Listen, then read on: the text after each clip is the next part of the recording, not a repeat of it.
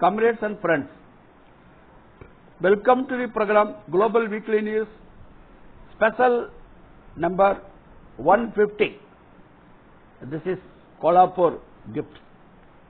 First item, US-led sanctions on Venezuela. US-led sanctions caused Venezuela to lose oil revenue of an estimated $22,600 crore in losses between January 2017 and December 2024. Before 2017, Venezuela relied on its oil revenue for 95% of its export earnings. Moreover, oil revenue has been critical for financing the government's progressive social agenda. Due to US sanctions, prices and inflation rose to unprecedented levels in Venezuela. Venezuela has been under attack by the US government and its allies since Hugo Chavez's first election in 1998. Trump's 2017 executive order 13,808 set off a new wave of financial sanctions that denied Venezuela access to international credit markets, severely undermining its ability to sell oil abroad. What the executive order did was prevent any US national from buying new debt from the Venezuelan government or prescribing or purchasing existing bonds that would have enabled refinancing. Two additional executive orders imposed by Trump, 13,850 in 2018 and 13,857 in 2019, further restricted Venezuela's access to financing and targeted buyers of its oil, particularly in Europe and India.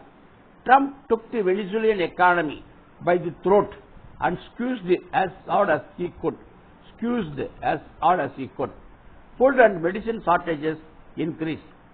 What the US did to Chile between 1970 and 1973 is precisely what they have been doing now to Venezuela since at least 2017. The coup against Allende's government of Chile was in fact a coup, a plot against any attempt by third world countries to exercise sovereignty over their raw materials and build a socialist economy with those gains. Second item, comrades, Israel tried to sabotage US-Iran talks. Joint Comprehensive Plan of Action, JCPOA, was signed by Iran and 6 other countries, including the US, in 2015. Trump, when he was in power for the first time, unilaterally withdrew from this accord in 2018. Now, indirect talks are going on between Iran and the United States to revive the JCPOA. Iran wants to use atomic energy for constructive purposes.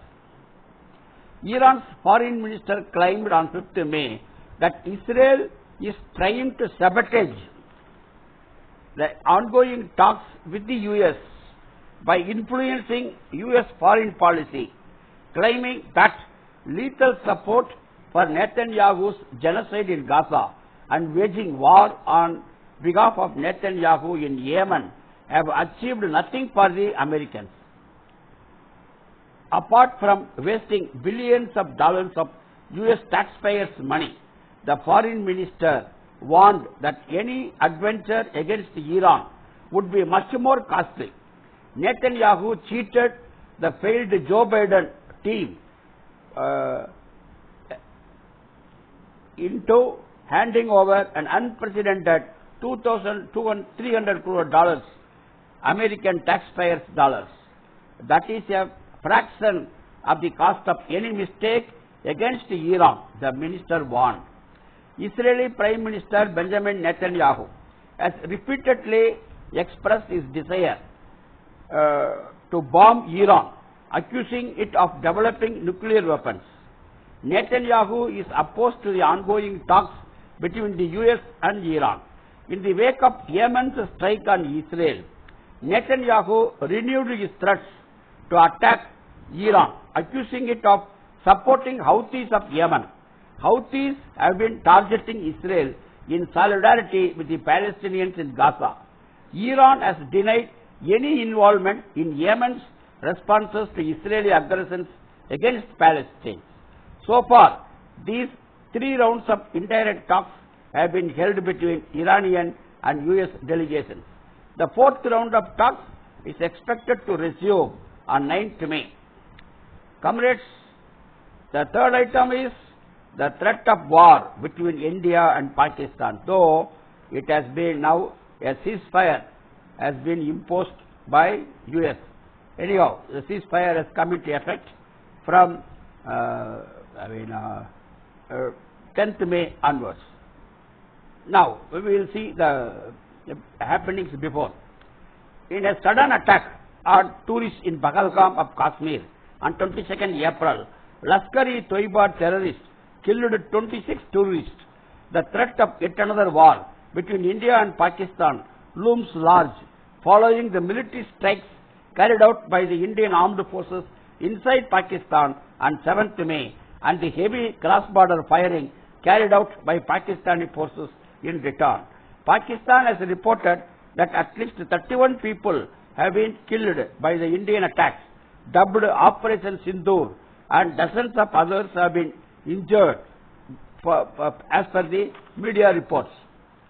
As the civilian casualty toll rises in the fallout of India's strikes against Pakistan on 7th May, many have called for the nuclear-armed nations to de-escalate and engage in dialogue. Immediately after the Indian strikes, Pakistani Foreign Ministry released a statement calling Operation Sindoor a blatant act of war.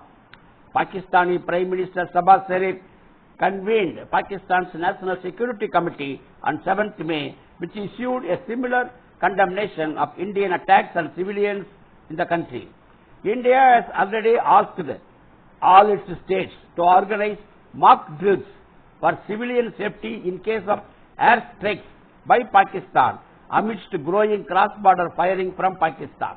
India claimed that its forces are ready for any imminent attack from Pakistan. Indian officials claim that no military establishments or facilities in Pakistan were targeted during the precision attacks, which solely focused on locations used by the terrorist groups. Indian media reported that at least 9 civilians were killed and over 38 others were injured in the Pakistani firings from across the border in Kashmir. 31 Pakistani citizens were killed and 57 others were injured in the Indian strikes on various locations inside Pakistan.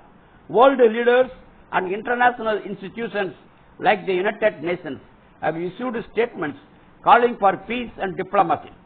Dr. Taimur Rahman, Pakistani intellectual and General Secretary of the Mazdoor Kisan Party in Pakistan, said in a video message on 7th May that war does not serve common people in either of the countries. He underlined the need for diplomatic engagements between the countries. For the working people of India and Pakistan, whose histories, languages and struggles are shared, this war only brings death, homelessness, poverty, unemployment, inflation and nothing else, Rahman emphasized. The International People's Assembly, IPA, wrote, "We are alarmed by the growing belligerence and the latest strikes carried out by Indian defense forces. In a context where both India and Pakistan are nuclear-armed nations, any escalation risks catastrophic consequences are not just for the two countries, but also for the entire South Asian region. The people of South Asia, already burdened with poverty, unemployment, environmental crisis, and deepening inequalities, cannot afford the horrors of another war." The IPA declared that it stands with the people of South Asia in their demand for peace, dignity, and justice. We call on people's movements, trade unions, student organizations and all democratic forces in India and Pakistan and across the region to resist war, to reject war, resist militarism and raise the banner of solidarity and peace. In the wake of Pahalgam attack, India once again accused Pakistan of being behind the attacks, while Pakistan refuted any connection to the assailants and demanded India provide evidence to back up its allegations. It has also offered to carry out an investigation to establish the facts in the matter, which the Indian government has yet to respond to. However, on 10th May, now a ceasefire has come into effect, and tomorrow, on 12th May, direct talks between India and Pakistan are going to take place. Let us hope for peace and tranquility. Fourth item, comrades, 80th anniversary of Nazi Germany's defeat. Early high-level events marking the 80th anniversary of the defeat of Nazi Germany are underway in Russia, where the traditional victory parade on 9th May will welcome a host of world leaders and other guests to commemorate the Red Army's role in the liberation of Europe. 29 countries have confirmed their leaders will attend the event, including Brazil, Burkina Faso, China, Cuba, Venezuela and Vietnam. Although May 8 holds deep historical significance for Europe, its political leaders will be largely absent. Slovakia is the only European Union country to appear in the latest list of attendees.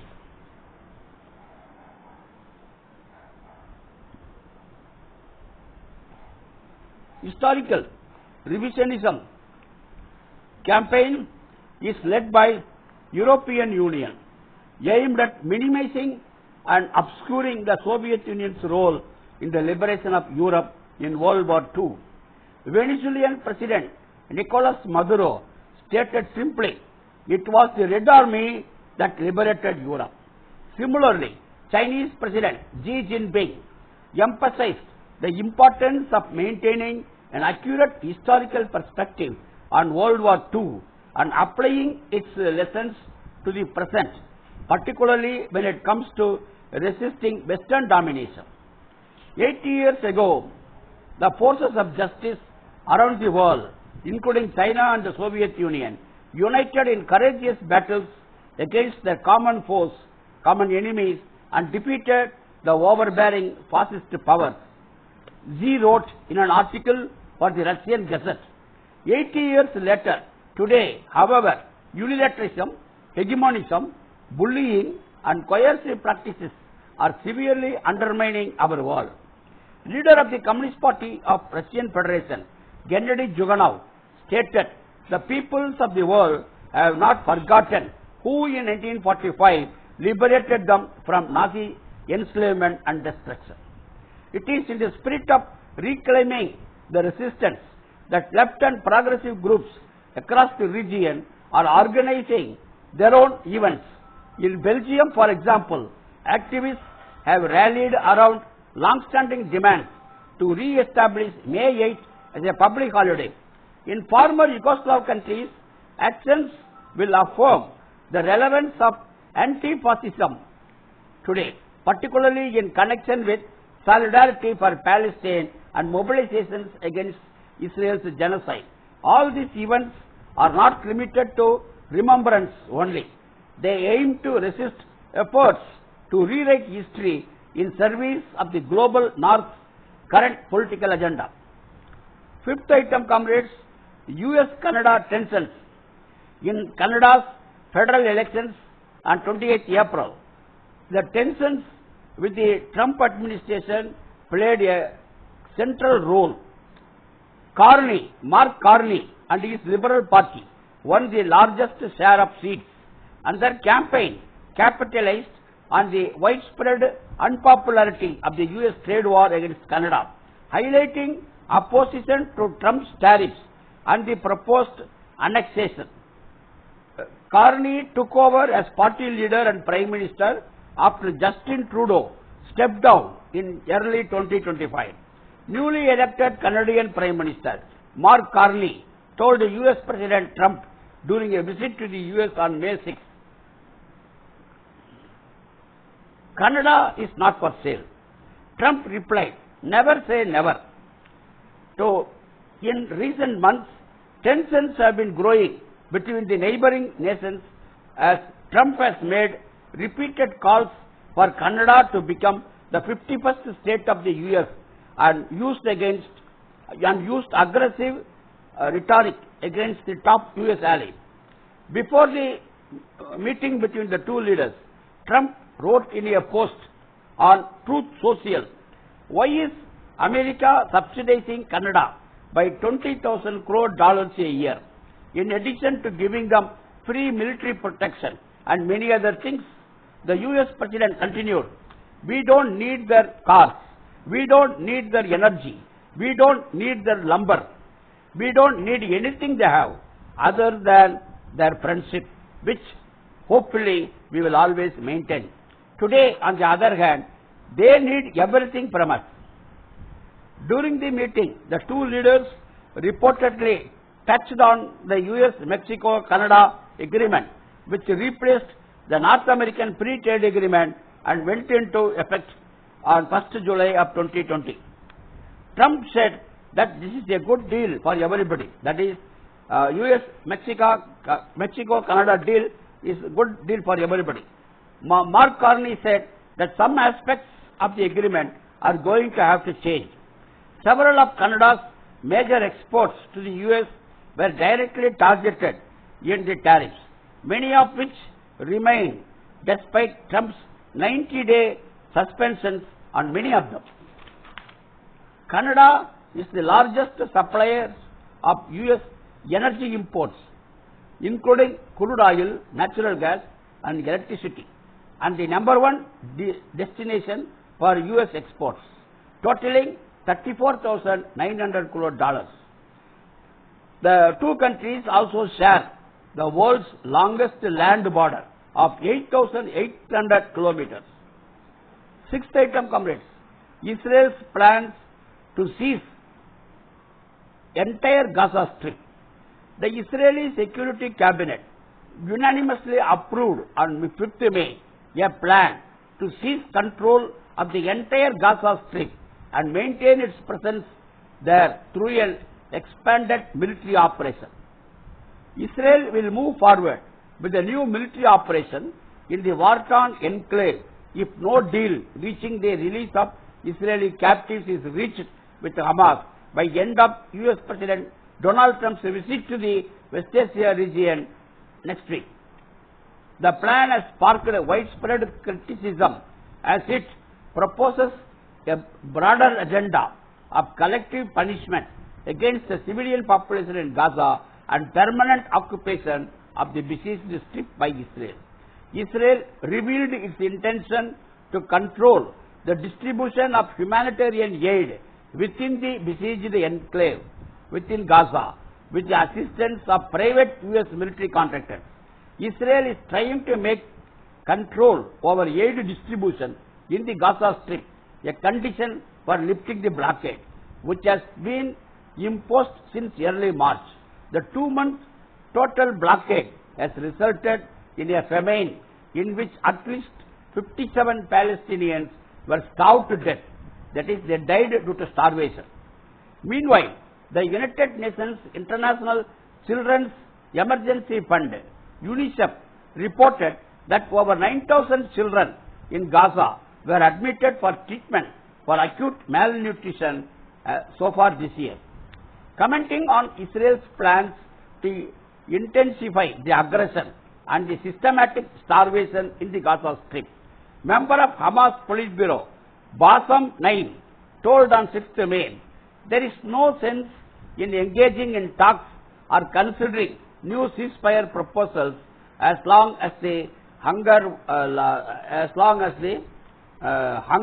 war and extermination war continues in the Gaza Strip. Naim urged the international community to pressure the Netanyahu administration to end the crime of hunger, thirst and killings in Gaza. Lastly, comrades, New York law students got a victory, right to protest. Pro-Palestine law students at New York University have secured a major victory against the university administration's attempts to silence protests. On 4th May, the New York University administration confirmed that 31 law students who had been barred from campus and prohibited from sitting for final exams unless they sign away the right to protest are now permitted to take their exams. The New York University administration had sent a message to 31 law students, banning them from campus, including to take exams, unless they signed an agreement that they will not participate in any protest activity. The law students who received the message are accused of participating in peaceful sit-in protests on 4th March and 29th April at New York University's library and outside the office of the Dean of the Law School.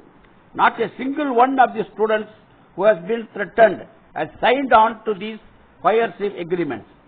Students view the administration's reversal as a victory stemming from a public pressure campaign engaged by students themselves, which has included an extensive article published in The Intercept. The bold stance that pro-Palestine students took at New York University is echoed throughout the student movement in the United States, even as the Trump administration moves to escalate attacks against free speech in campus, revoking international student visas, detaining student organizers, etc. Thank you, comrades. Lal Salam. See you next week with the Global Weekly News, serial number 151. Thank you. Lal Salam.